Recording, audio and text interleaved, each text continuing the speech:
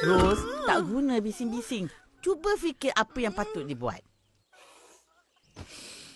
Ros ambil air dari kolam mandi lah. Pandai pun. Ambil satu bagi. Opah pun nak guna. Opah, Akak. Nah, bubur lambuk. Ingat nak ambil lebih, tapi dah habis. 2 bungkus ni pun dah cukup. Alhamdulillah.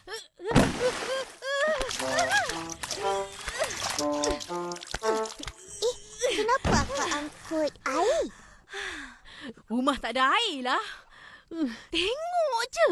Tolonglah. Berat ni. Ros, jangan marah-marah. Bulan puasa kena banyak bersabar. Kita masak untuk orang berbuka tu satu ibadah. Betul. Banyak pahala kan, Opah? Ya, pandai cucu opah. Tadi, kat surau pun tak ada air. Iya. Jadi macam mana masak bubur ni?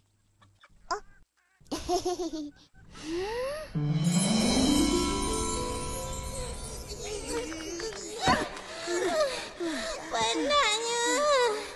Aku tak tahan lah. Rasanya aku tak puasa.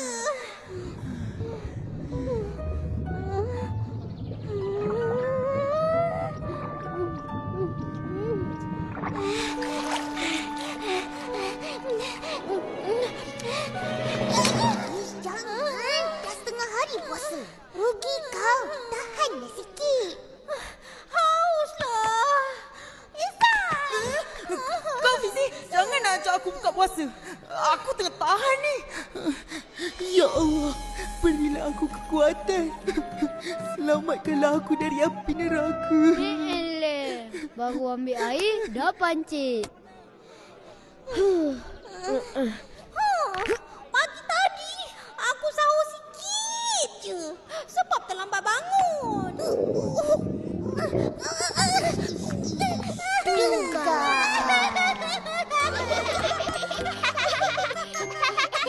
Sabar je lah.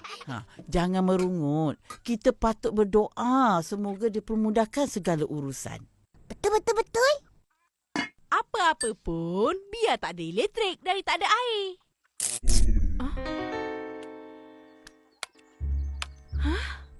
Kenapa pula ni?